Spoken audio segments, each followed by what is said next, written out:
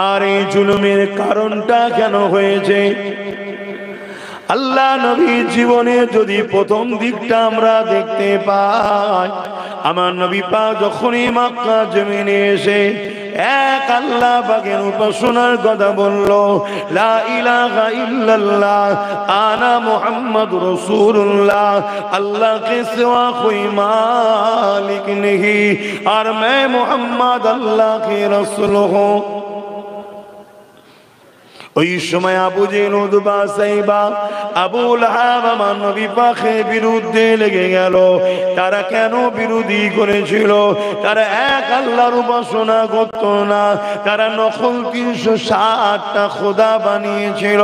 তারা চিন্তা করতে লাগলো, আমরা মানুষকে নকল খোদা দিয়ে ধর্মের নামে ব্যবসা করেছি, যদি মুহাম্মাদের কথা মানুষ মেনে নেয় তাহলে আমাদের মিথ্যা ভণ্ডমিটা ধরা পড়ে যাবে।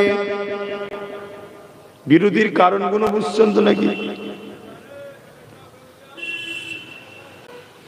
আল্লাহ নবীর উপরে তারা কতদিন দিয়ে জুলুম করেছিল। আল্লাহ নবীকে এমনকি জানে মারার পর্যন্ত চেষ্টা করেছিল। এ নওজওয়ানেরা, আল্লাহ নবীকে আবু জেহেল বিভিন্ন দিক দিয়ে যখন রুখতে পারে না, আবু জেহেল তখন আমার নবী পাকের সঙ্গে আলোচনা করার জন্য মিটিং এ সেটিং করলো। আমার নবী পাককে বলতে লাগলো, এ মুহাম্মদ আসো, একসাথে আমরা দেশ চালাবো, অর্ধেক তোমাকে দিয়ে দেবো, অর্ধেক আমরা নেব, যদি বলো সুন্দরী নারীর সঙ্গে তোমার বিবাহ দেবো। আল্লাহ নবী বলেছিল, এ আবু জেহেল, আকাশের চাঁদ যদি এনে আমার হাতে দাও, পুরো পৃথিবী যদি আমার নামে লিখে দাও, তথাপিও তোমার কথা মানব না, কেননা মালিক হলো একজন, তিনি হলেন আল্লাহ পাক।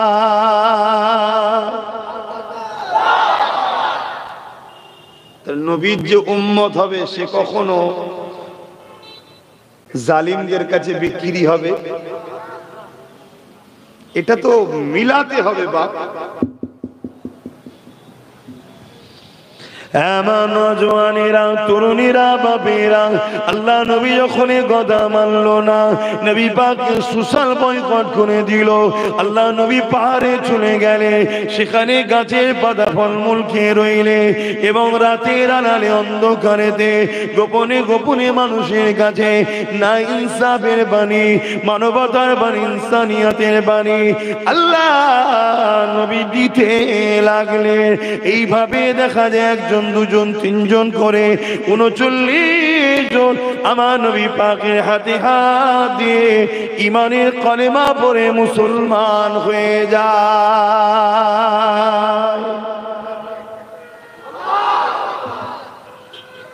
আল্লাহু আকবার। আজকে আমরা সহজ ইসলাম পেয়েছি, তাই আমাদের ছেলেদের মসজিদ লে গুরুত্ব নেই, মাদ্রাসা লে গুরুত্ব নেই, কোরআন লে গুরুত্ব নেই, ওয়াজের মাহফিল লে গুরুত্ব নেই, উলামাদের উপরে গুরুত্ব নেই। আজকে সহজে ইসলাম পাওয়াতে আমাদেরই কওমের একটা বড় অংশ ছেলে, তাদের গুরুত্ব হলো দুনিয়ার জালিম অত্যাচারী নেতাদের গুরুত্ব বেশি। কেন? সহজে পেয়েছি আমরা। কিন্তু মনে রাখবে, আল মারউ মা মান হাব্বা, দুনিয়ায় তুমি যাকে গুরুত্ব দেবে, যার সঙ্গে ভালোবাসা রাখবে, পরকালেও কিন্তু বাপ তার সঙ্গে থাকার স্বপ্নটা রেখো। নবীর হাদিস কি চেঞ্জ হবে? হ্যাঁ, দুনিয়াদারি করতে গেলে মুসলিম হোক অমুসলিম হোক, সমাজের যারা নেতৃত্ব একে অপরে মিশবে, সব ঠিক আছে, কিন্তু ইসলামের ওপরে গুরুত্ব নয়। কথা কিছু মাথায় শুনছে? কিন্তু আমরা দেখছি আমার কওমের কিছু ছেলে ইসলামের থেকেও বেশি গুরুত্ব দিয়ে ফেলছে। এটা ধ্বংসের কারণ হবে। বাপেরা, নওজোয়ান তরুণেরা কতটা কষ্ট করে ইসলাম এসেছে দেখে। এ নওজোয়ানেরা, আমার নবী পাক যখন ইসলামের দাওয়াতটা দিল, আমার নবী পাকের হাতে হাত দিয়ে ঈমানের কালেমা পড়ে নিলেন। হযরত আবু বকর সিদ্দিক, ওই সময় জালিমরা যখন জানতে পারলো আবু বকর সিদ্দিকের উপরে কত জুলুম অত্যাচার করেছিল, আমার নবী পাকের পাশে দাঁড়িয়ে হযরত আবু বকর সিদ্দিক যখন কাবা শরীফের পাশে দাঁড়িয়ে একত্ববাদের প্রচার করতে লেগেছে, মক্কা সন্ত্রাস আবু জেহেল বাহিনী, উতবা বাহিনীরা আমার নবী পাকের সাহাবী হযরত আবু বকরকে লক্ষ্য করে তীর এমন করে পাথর ছুঁড়ে ছুঁড়ে মারতে লাগলো। ওই পাথর যেখানে লাগে ফেটে গিয়ে দরদর করে রক্ত বেরোতে লাগলো। এত মারা মেরেছিল হযরত সিদ্দিক আকবর অজ্ঞান চৈতন্য হয়ে কাবার জমিনে পড়ে গেল। ওই দিন জালিমেরা আমার নবী পাককেও ছাড়েনি, আমার নবী পাককেও তারা মেরেছে।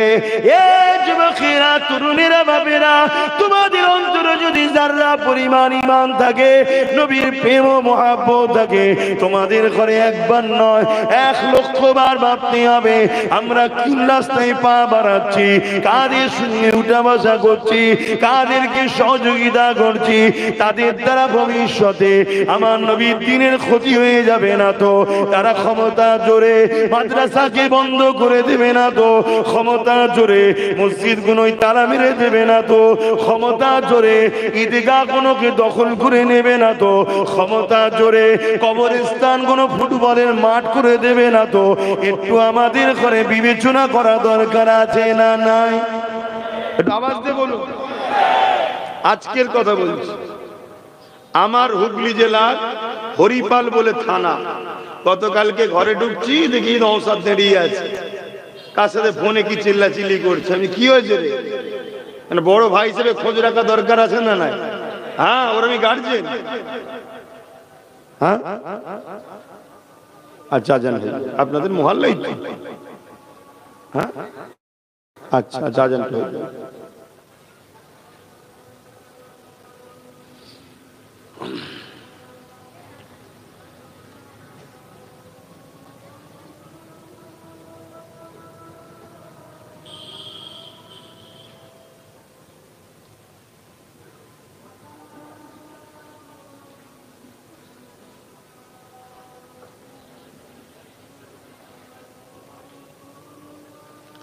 সাল্লাল্লাহু আলাইহি ওয়াসাল্লাম।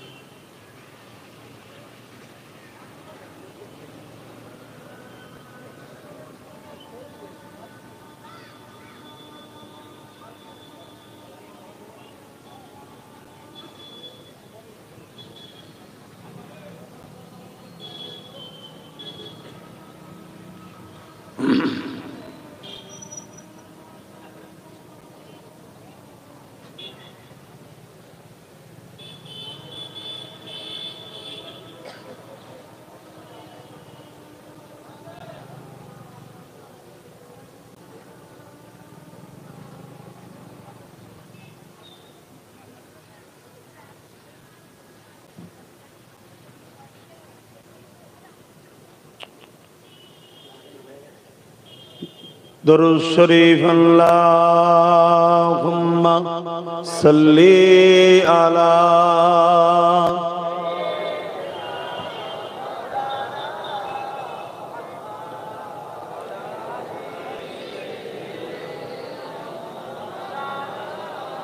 বাপ জান আমার জি কথা বলছিলাম, আমি দেখি ফোনে চিল্লাছিলি, আমি ক্যাসে চিল্লাছিলি, কি হয়েছে? ওই হরিপাল বলে একটা জায়গা আছে আমার হুগলি জেলাতে, ওখানে নাকি কবরস্থানের ওপরে মেলা করছে। শুনছেন কি বলছে? দোকানের খুঁটি পুঁততে গেছে, খুঁড়েছে, দেখছে হাড়গোড় উঠছে। কথা বুঝছেন?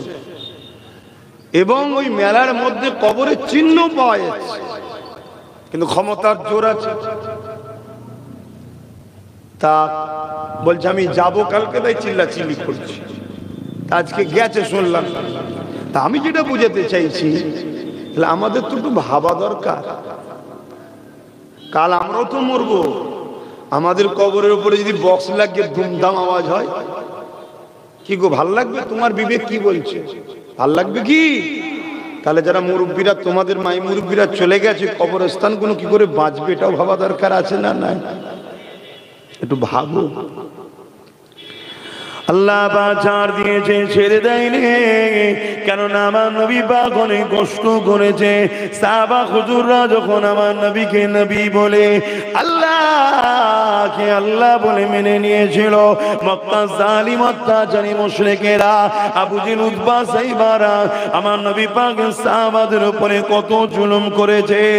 এই নওজোয়ান তরুণীরা গরম মরুভূমির বালির উপরে সাহাবা হুজুরকে শুইয়ে দিয়ে বুকের উপরে বাড়ি পাথর চাপিয়ে দিয়ে বলেছিল, আল্লাহ ছেড়ে দে, নবী ছেড়ে দে, দিন ইসলাম ছেড়ে দে। সাহাবা হুজুর একদিকে গরম বাড়িতে পিঠ পুড়ে যাচ্ছে, অপর দিকে বাড়ি পাথরে নিঃশ্বাস নিতে পারছে না। এইরকম একটা অবস্থাতে সাহাবা হুজুররাও বলতে লেগেছে, এ মক্কা নিষ্ঠুর পাষাণ জালিমেরা, আমরা আমাদের জীবন দেয়া পছন্দ করি, আল্লাহ ও রসুলকে ছাড়া পছন্দ করি না।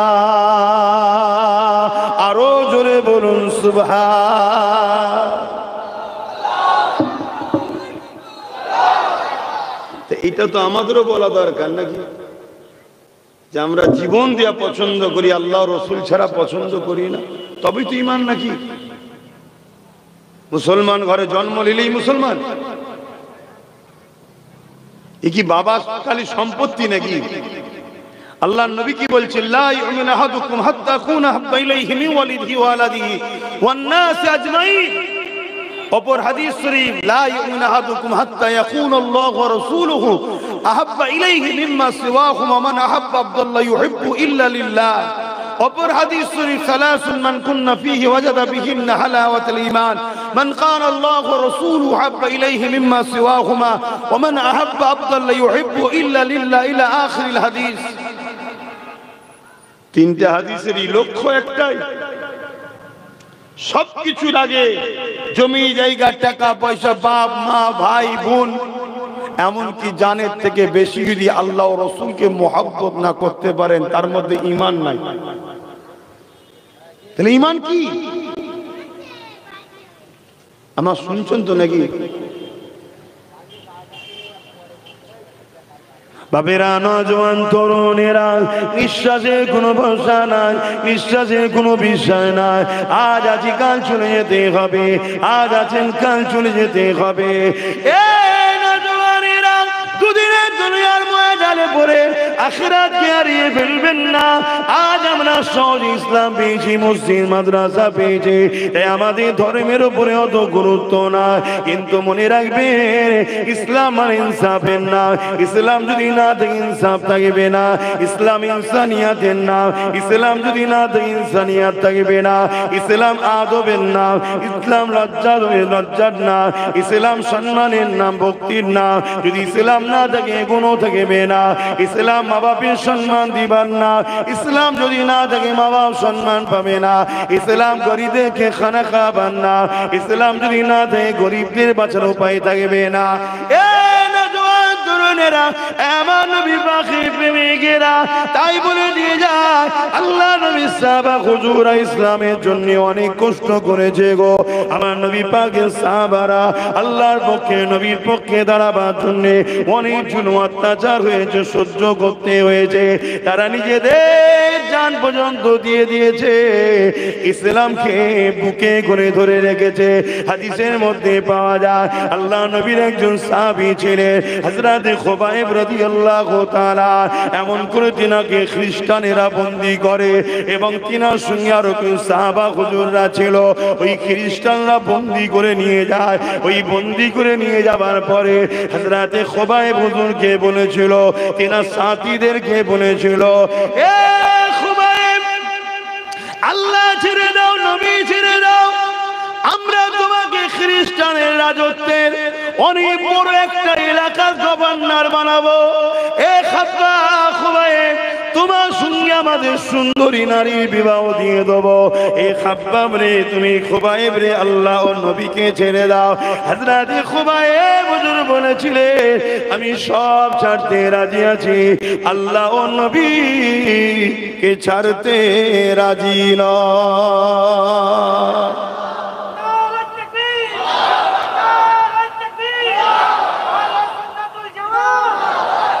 আর আজকে আমাদের অবস্থা কি? আমাদের অবস্থা কি? সবার দিন সমান যায়নি, এটা মনে রাখবেন। এই পৃথিবীতে কোনো জিনিস চিরস্থায়ী নয়, সব যাবে, কিন্তু আল্লাহকে ধরে রাখো, নবীকে ধরে রাখো। দুনিয়ায় হাজারো ষড়যন্ত্র চলছে, যেমন করে হোক উম্মতে মুহাম্মাদীকে আল্লাহ রাসূল থেকে সরাবো। প্রয়োজন হয় গানের খরচ দাও, ফাংশনের খরচ দাও, মেলার খরচ দাও, যাত্রার খরচ দাও, সিনেমার খরচ দাও, যদি চরিত্রহীন নারী নিয়ে ঘুরতে যায় তাও দাও। এদেরকে আল্লাহ রাসূল থেকে যেমন হোক করে সরাও। কেন? কেন যতদিন রাসূলের সঙ্গে জুড়ে থাকবো ততদিন এরা আমাদের গোলাম বানাতে পারবে না। আর গোলাম যতদিন না বানাতে পারবে, এরা যে পৃথিবীর খোদা হতে চাইছে, এদের এই স্বপ্ন পূরণ, জোরে বলুন, হবে না। সবাইকে এরা কিনে নিয়েছে, সবাইকে খরিদ করে নিয়েছে, শুধু নবীর প্রেমিকদের কিরা পারে না। তাই হাজারো চক্রান্ত চলছে, এমনও চক্রান্ত চলছে, গানে যখন আসছে না, জুয়াই যখন আসছে না, কি বলে গান, সিনেমা, যাত্রা, ফাংশন, লটারিতে যখন আসছে না, তাহলে এক কাজ করো, সমাজের মধ্যে এমন উলামাদেরকে ছাড়ো যারা ঘুরতে ফিরতে আমার নবীর শানকে ছোট করবে, আলোচনার মধ্যেই নবীকে ছোট করে করে শোনাবে। কেন? নবীর বিরুদ্ধে কথা হবে, চুপ থাকলেই ঈমান চলে যাবে। শুনছেন তো নাকি? ঈমান কাকে বলে সেটাই তো বুঝতে পেরেছি কি আমি জানি না, বুঝতে পেরেছেন তো নাকি? নবীর বিরুদ্ধে কোন জায়গায় কথা হচ্ছে, আপনি শুনে চুপ ছিলেন, আপনার ঈমান চলে যাবে। আপনাকে শুনে প্রতিবাদ করতে হবে। হুজুর আমি প্রতিবাদ করতে গেলে মার খাবো, আর খেতে হবে, এটা তো প্রেম। তুমি তো বলছো জানের থেকে বেশি ভালো না বাসলে ঈমান নয়, তো মার খাবে তো কি হয়েছে? হুজুর প্রতিবাদ করতে গেলে জেল খাটতে হবে, সাহাবাদের থেকে বড় নাকি? সাহাবারা জেল খেটেছে হুজুরের জন্য, আপনাকে খাটতে হবে। কিন্তু আপনারা যদি এক মুঠো হয়ে থাকেন, মার খেতে হবে। এই প্রতিবাদ করলে মার খেতে হবে, এক মুঠো থাকলে মার খেতে হবে। এরকম আছে বলে তো মার খাচ্ছেন। খুব ভালো করে বোঝেন বাপেরা, নওজোয়ান তরুণেরা, এ নবী পাকে প্রেমিকেরা, আল্লাহ নবীকে মুহাব্বত করে ভালোবাসে, পিয়া করে। সাহাবা হুজুররা যেভাবে মুহাব্বত করেছে, পিয়ার করেছে, এ নওজোয়ানেরা, হযরত খুবাইব হুজুর যখন মানল না, হযরতে খুবাইব হুজুরের সামনে তিনার একটা একটা সাথীকে শুলির উপরে চাপিয়ে দিতে লেগেছে। শুলি কাকে বলে? একটা ধারালো রড রয়েছে, ছিদ্র সরু করে তার মধ্যে ধার রয়েছে, পায়খানার রাস্তা বসিয়ে দেবে, সেটা মাথা দিয়ে বেরিয়ে যাবে। একটা একটা করে সাহাবীকে হযরতে খুবাইব হুজুরের সামনে ওই শুলির উপরে চাপিয়ে দিতে লেগেছে। কারণ ওই গ্রুপের মধ্যে ইমাম ছিলেন খুবাইব হুজুর। এই খুবাইব হুজুরকে ভয় দেখাতে লেগেছে। এ খুবাইব, দেখো তোমার সাথীগুলোকে কিভাবে মেরে দিতে লেগেছে। হযরতে খুবাইব হুজুরে চোখ দিয়ে পানি বেরিয়ে গেল। এই অবস্থাটা দেখে জালিম খ্রিস্টান সরকার সে মনে করতে লেগেছে হয়তো নবীর সাহাবীটা ভয় খেয়ে গেছে। তাই খুবাইবের কাছে গিয়ে বলতে লাগলো, এ খুবাইব রে, সাথীরা তো মারা গেছে, তুমি এখনো সময় আছে, মুহাম্মদকে ছেড়ে দাও, আল্লাহকে ছেড়ে দাও, দ্বীন ইসলামকে ছেড়ে দাও, তোমাকে আমরা রাজত্ব দেব, তোমাকে আমরা সম্মানিত করব। আল্লাহ নবীর সাহাবী হযরতে খুবাইব হুজুর বলেছিলেন, এ জালিম রে, আমার চোখের পানি দেখে তুই মনে করিস না আমি ঘাবড়ে গেছি, আমি ঘাবড়ে গেছি, আমি এই জন্য কাঁদতেছি, আমার সাহাবা ভাইগুলো আমার আগে শহীদ হয়ে আল্লাহ ও নবীর কাছে চলে যাচ্ছে, আমার দেরি হয়ে যাচ্ছে, আল্লাহ ও নবীর কাছে যাবার দিবানাতে আমি আফসোস করে কাঁদতে লেগেছি, সাহাবা ভাইগুলো আগে চলে যাচ্ছে। খ্রিস্টান বাদশা এই কথা শুনে অবাক হয়ে গেল। এ যুবকেরা, তরুণীরা, বাপেরা, আমাদের পেটে কি জ্বালা ধরেছে, আমাদের কি এমন সমস্যা হয়েছে, আজকে বড় প্ল্যান করে সুদের টাকা, মদের টাকা, দেহ বিক্রি করার টাকা, এমন করে ঘুষের টাকা, মানুষের উপরে জুলুম করার টাকা, ওই টাকাকে তোমার আমার মধ্যে হারাম ঢুকানো হচ্ছে, ফিরির মাধ্যমে ঢুকিয়ে দেওয়া হচ্ছে। তুমি আমি মনে করছি এটা তো তোমার আমার পাওনা। মনে রাখবে এদের উদ্দেশ্য একটা, তোমার আমার অন্তরে আল্লাহর ভয়কে সরাতে চাইছে, নবীর প্রেম ও আদবকে সরাতে চাইছে, এই জন্য হারাম খাদ্য খাওয়াতে চাইছে। যে শরীরে হারাম খাদ্য ঢুকে যাবে, আল্লাহর ভয়, নবীর প্রেম আদব সরে যাবে, ওই যে সে কখনো আল্লাহ ও নবীর পক্ষে দাঁড়িয়ে লড়তে পারবে না। সাহাবা হুজুররা কিসের জন্য লড়েছিলে? সাহাবা হুজুররা লড়াই করেছিলেন আল্লাহর ভয়, নবীর প্রেম ও আদব যাকে বলা হয় ঈমানের পাওয়ার, ওই ঈমানের পাওয়ারে লড়েছিলেন।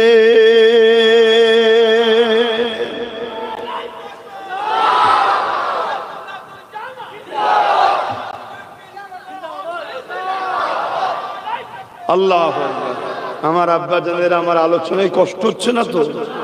যুবকদের অসুবিধা হচ্ছে? আমি তো প্রতি বছর আসি, এর জন্য অসুবিধা হয় নাকি?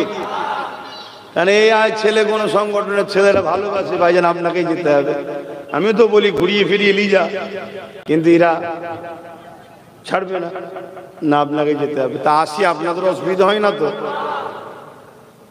দেখেন, চেষ্টা করছি, কেমন একসাথে বসেছি, পরকালে যদি একসাথে জান্নাতটাই যেতে পারি কত ভালো লাগবে না? এজন্য চেষ্টা করছি। কিন্তু মনে রাখবেন, গুনাহগারের জান্নাত যাওয়া হবে, গুনাহগারের জান্নাত যাওয়া একদিন না একদিন হবে।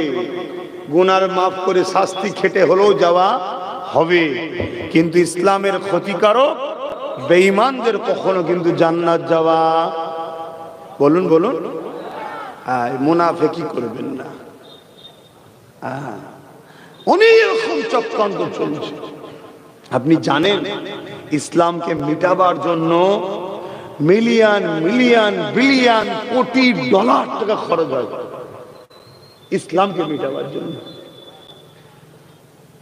যে পয়সা ইসলামকে মিটাবার জন্য খরচ করা হয় বছরে, ওই পয়সায় পৃথিবীর 100 কোটি গরিব ধনী হয়ে যাবে। শুনছেন তো নাকি? 100 কোটি গরিব ধনী হয়ে যেত। এই পয়সা বছরে খরচ করা হয়, উদ্দেশ্য শুধু ইসলামকে মিটাও। এটা আজ থেকে নতুন নয়, কিন্তু সেই সাহাবা হুজুর, তার আগের নবীদের ধারাবাহিক চলে আসছে। আজও চলছে। তাহলে আপনাদেরকে একটু বুঝতে হবে না হবে না? কথা বলেন, একটু বুঝে পা ফেলা দরকার আছে না নাই? আর ইসলামের সব থেকে বড় দুশ্মন দুই শ্রেণী, অনেক দুশ্মন আছে, এরা হলো মূল। এক হলো জালিম অত্যাচারী স্বৈরাচারী শাসক, আর দ্বিতীয় হলো ধর্মের নামে ভণ্ডমি যারা করে।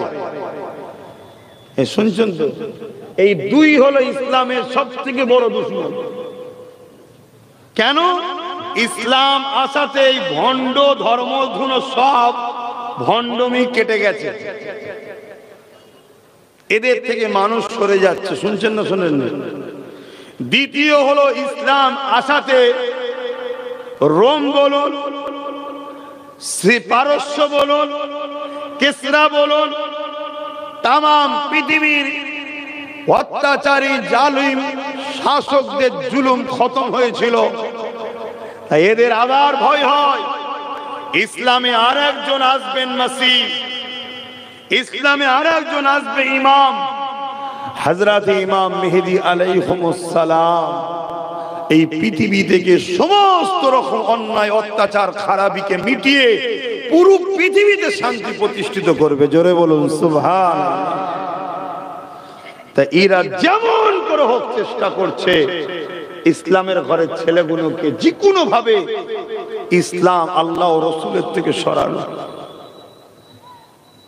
আমরা 1 লাখ 2 লাখ পেলে ভাবি আমাদের দরদি নাকি? আমাদেরকে ভাবা দরকার যে আমাদের দরদি না আমাদেরকে গোলাম বানাচ্ছে খরিদ করে। তবে একটা কথা মনে রাখবেন, যদি আমি ইসলাম থেকে শুরু চলে যাই, এতে আমার আল্লাহ ও নবী পাকের কোনো অসুবিধে নাই। এ নওজওয়ানেরা, আল্লাহ দিনের জন্য যথেষ্ট, আল্লাহ দিনের নবী পাকের জন্য যথেষ্ট। আল্লাহ পাক নতুন প্রজন্ম তৈরি করে নেবে যারা ইসলামকে মিটাতে চাইছে, তাদের ঘর থেকে ঈমানের কালেমা পড়িয়ে আল্লাহ নবী দ্বীনের সৈনিক বানিয়ে দেবে, ইসলামের ঝান্ডা ধরার লোক তৈরি করে দেবে। তার একটা উদাহরণ প্রায় জায়গায় দিই, আমি আপনাদেরকে আজকেও জানিয়ে দিই। এ নওজওয়ানেরা, আল্লাহ নবীর সব থেকে বড় দুশ্মন ছিল আবু জেহেল। আবু জেহেল আমার নবী পাককে মিটাতে চেয়েছিল, ইসলামের বাতিকে বন্ধ করে দিতে চেয়েছিল। কিন্তু আবু জেহেলের একটা ছেলে ছিল ইকরামা, সে একদিন আমার নবী পাককে দেখে বুকের মধ্যে ধরে জড়িয়ে ধরেছে, যেভাবে আমরা ঈদের দিনে গলায় গলায় মিলি। এই আবু জেহেলের ছেলে ইকরামা আমার নবী পাকের সঙ্গে বুকে বুকে গলায় গলায় মিলে নিয়েছে। এই খবরটা আবু জেহেলের কাছে চলে গেল। আবু জেহেল তৎকালীন সমাজ শাসক ছিল। আবু জেহেল আইন করে দিয়েছিল, মুহাম্মদ রাসূলের কাছে কেউ যেতে পারবে না। কেউ যদি মুহাম্মদ রাসূলের কাছে যায় তাকে মৃত্যুদণ্ড দেওয়া হবে, তাকে মৃত্যুদণ্ড শাস্তি দেওয়া হবে। যখন আবু জেহেলের কাছে খবর চলে এলো ইকরামা তোমার ছেলে মুহাম্মদ রাসূলের সঙ্গে বুকে বুকে গলায় গলায় মিলেছে, হে আমাদের সরদার আবু জেহেল কি করবে তুমি বলো? ওই সময় আবু জেহেল বলতে লাগলো, আমার ছেলে তো কি হয়েছে, ছাড় নাই, আইন আইনের রাস্তায় চলবে। আমরা এই কথা শুনি না শুনি না? এই কথা বলেন, আমরাও শুনি না আজকের দিনে আইন আইনের রাস্তায় চলবে? আইন আইনের রাস্তায় চলে না, চলে। আইন কমজোরের পিছনে লাগে আর সবলদের শাস্তি করে। ঠিক না বেটি? এসব মুখের কথা, আইন আইনের রাস্তায় চলবে, হাকিকাতে হয়? কথা বলছো না তো? যদি হতো তাহলে আরজি করে এই বোনটা ইনসাফ পেল না কেন বলো? একদম তো এটা কোনো খপ্ত নয়, দিনের থেকেও সত্য। কি একটা বোন ফুটফুটে মেয়ে, সে কষ্ট করে মেহনত করে আরজি করে চিকিৎসা করছিল, তাকে একদল পশু রেপ করে হত্যা করেছে। এই তো ঘটনা, শাস্তি হয়েছে। লাস্টে দেখাচ্ছে কি একটা রুগা পাটকা সিভিক ভলেন্টিয়ার, সে নাকি একা করেছে। আমার তো মনে হয় বোন যদি একটা উল্টো হাতে চড় মারেও 3 দিন বেগুসে পড়ে থাকবে। শুনছেন না শোনেন না? তাহলে কি রকম নাটক চলছে বুঝতে পেরেছো? হ্যাঁ, আমি তো কথা কম বলি, কেন আমি কথা বললে মূল জায়গায় কথা বলে ফেলি। এই আরজি করলে যা নাটক হয়েছে সব ফেক। আরজি করের মূল মাস্টার মাইন্ড কারা, তাদের বিষয়ে কোনো চর্চাই হয়নি, কোনো চর্চা হয়নি। কথা বুঝে আসছে? মূল যারা মাস্টার মাইন্ড তাদের বিরুদ্ধে কোনো চর্চা হয়নি। কারা? ওই এলাকায় যে দুজন মন্ত্রীর ছেলে দাদাগিরি দেয়, খোঁজলাও তারা।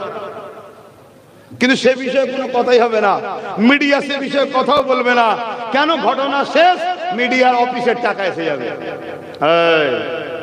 চ্যানেলটা বন্ধ করতে চাস, এই টাকাটা হলে চ্যানেলও চলবে, বেশি কথা বলবেন। যে স্যার শুনছেন না? শোনেন না? কিন্তু ইসলামের পক্ষে যারা থাকে তারা ওই সব টাকা দিয়েও কিনা যায় না, কারো হুমকি কারো চুমকি দিয়ে তাদেরকে রুখা যায় না। তার একটা নমুনা হলো আব্বাস সিদ্দিকী।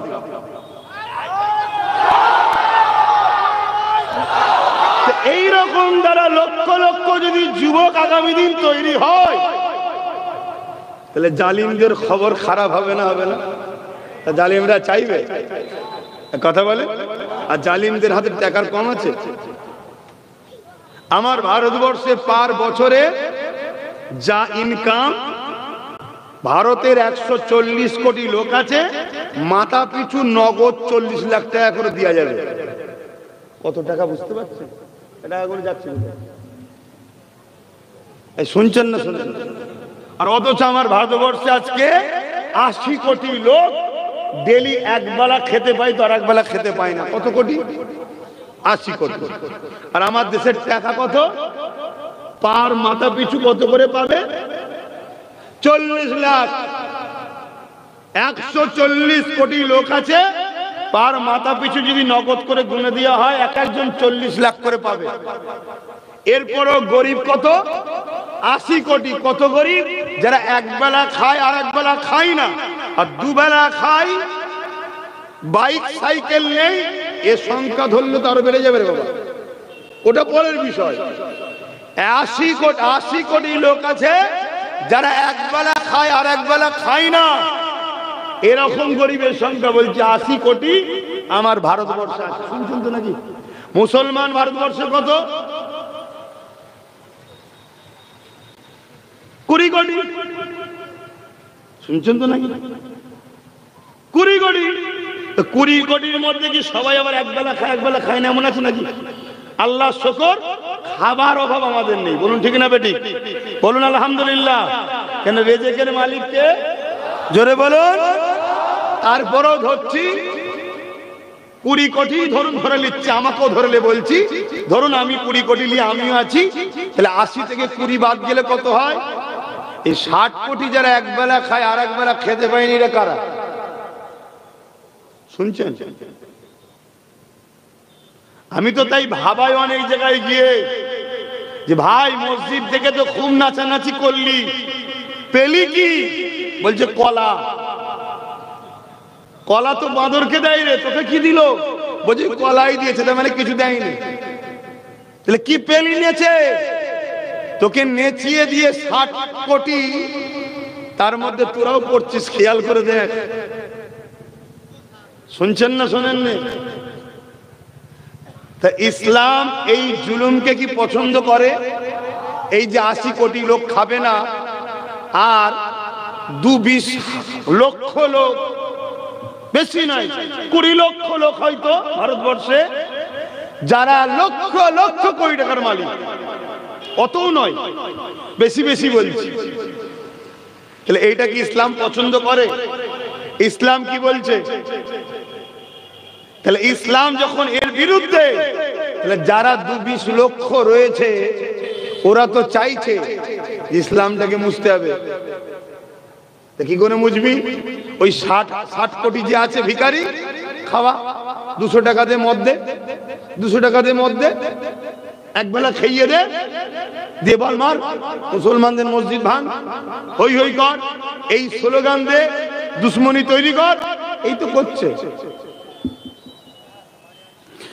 যা বিষয়টি আলোচনা এখন নয়, আমি যে কথা বলতে যাচ্ছিলাম, আমার রাসূলুল্লাহ যেটা রেখে গেছে ওটাকে মজবুত করে আমাকে আপনাকে ধরতে হবে।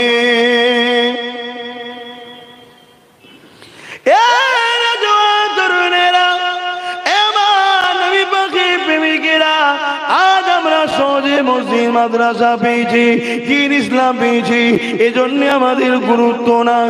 অথচ আমার নবী পাকের সাহাবা হুজুররা কত কষ্ট করেছে ইনসাফের জন্য, ইনসানিয়াতের জন্য, মানবতার জন্য, সভ্যতার জন্য, গরিবের হক মিটি পাওয়ার জন্য, এতিমের পক্ষে দাঁড়াবার জন্য, অসহায়কে সাহায্য করার শিক্ষা দিবার জন্য, এই দুনিয়ার উপরে ইনসাফ প্রতিষ্ঠিত করার জন্য, ইনসানিয়াত প্রতিষ্ঠিত করার জন্য, মানবতা, মানব শিক্ষা দিবার জন্য, মানব বন্ধন তৈরি করার জন্য আল্লাহ নবী সাহাবারা যখন ন্যায়ের পক্ষে দাওয়াত দিয়েছে, ওই সময় মক্কার অত্যাচারী আবু জিল, উতবা, সাইবারা আমার নবী ও সাহাবাদের উপরে কত জুলুম করেছে। এ নওজওয়ানেরা, তরুণেরা, এমনও দিন গেছে আমার নবী গাছের পাতা মুলকে পাহাড়ে গিয়ে সেই জায়গাতে থেকে গোপনে গোপনে রাত্রে দিনে দাওয়াত দিয়েছে। এমনও দিন গেছে হযরতে বেলাল হুজুরের মতো মানুষকে ধরে নিয়েছে, রডকে গরম করে বেলাল হুজুরের ঠোঁটে মুখে ছ্যাঁকা দিতে লেগেছে। ওই ছ্যাঁকা লাগতে লাগতে লাগতে জিভে যখন গরম লাল রডটা লেগে যায়, জিভটা ফেটে যায়, বেলাল হুজুর তুতলা হয়ে যায়। এ যুবকেরা, এই জুলুম কি তোমাদের উপরে হচ্ছে? না হয়নি, না হয়নি। কিন্তু যেভাবে গাফলতি করছো তোমরা, যদি এই গাফলতির ঘুমের মধ্যে থাকো, এই গাফলতির জিন্দেগির মধ্যে থাকো, এই গাফলতির জীবন ব্যবস্থার মধ্যে থাকো, মনে রাখবে তোমাদের চতুর্দিকে অনেককে তৈরি করা হচ্ছে, তোমাদের বিরুদ্ধে তাদের ব্রেনে বিষ তৈরি করা হচ্ছে, তাদের মাথায় ঢুকানো হচ্ছে মুসলমান দেখলে মারো, মুসলমান মানে আতঙ্কবাদী, মুসলমান মানে জঙ্গি, মুসলমান মানে দেশদ্রোহী, এদেরকে মেরে দিলে পুণ্য হবে।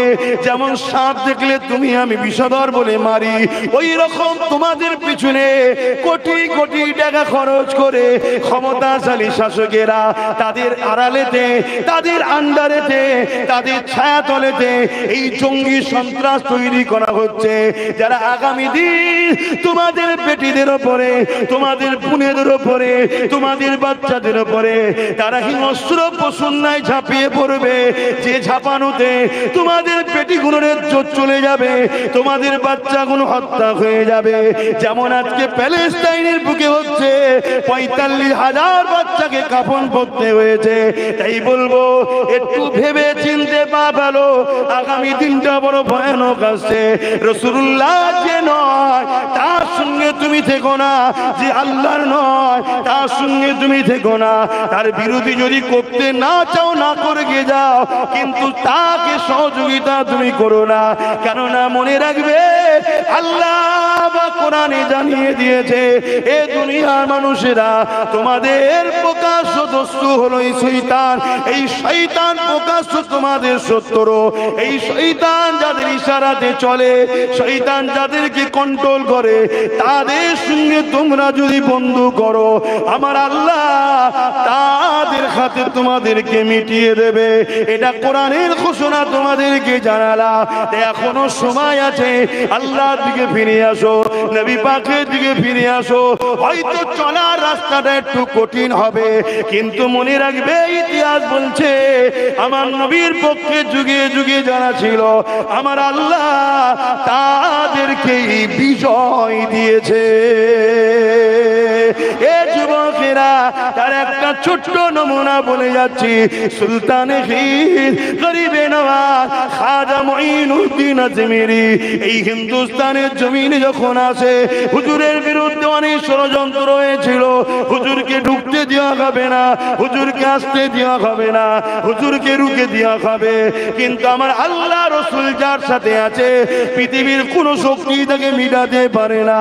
আমার গরিবে নওয়াজ তিনি হিন্দুস্তানের জমিনে শুধু এসেছে তা নয়, হিন্দুস্তানের আজকের তারিখেও বেতাজ বাদশাহ হয়ে আছে।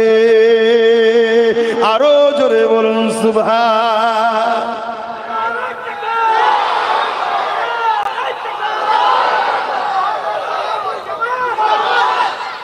আমার কথা মাইকে আপনারা বুঝতে পারছেন? এক গণককার, হিন্দুস্তানের তখন রাজা ছিল, হিন্দুস্তান তখন ছোট ছোট রাজা ছিল, এত বড় নয়, ছোট ছোট রাজা ছিল। আজমির বলে ওই জায়গায় যে রাজা ছিল তার নাম পৃথ্বীরাজ। তাকে এক গণককার বলেছে যে একজন মুসলিম দরবেশ আসছে যে তোমার রাজত্বকে শেষ করে দেবে। শুনছেন তো নাকি? আজকে গরিবের নামাজের মাজার খেলেও ষড়যন্ত্র হচ্ছে না, হয়নি? এ সব দোষ কার ঘাড়ে দেবেন বলুন? সব দোষ বাপ আমাদের, সব দোষ আমাদের। নিজের ছেলেকে শুইয়ে খেয়ে আর পরের ছেলেকে খাইয়েছি আমরা। আমি কি বুঝাচ্ছি বুঝছেন তো নাকি? হ্যাঁ, আমরা আমাদের ইমামকে বিশ্বাস করি না, আমরা বিশ্বাস করি আমার পাড়ার আমার এলাকার চরিত্রহীনটাকে বিশ্বাস করি। খারাপ লাগছে নাকি? আমরা আমাদের উলামাদের বিশ্বাস করি না, আবার উলামাদের মধ্যে দুটো দল হয়ে গেছে, বড় কঠিন সমস্যার মধ্যে আমরা কিন্তু পড়েছি। আর এটা তো আখিরি জবান, আমার নবী তো বলেছে আখিরি জবানায় হাতের তালুতে আগুন রাখার থেকেও ঈমান বাঁচানো বড়। সেই সময় এখন আমাদের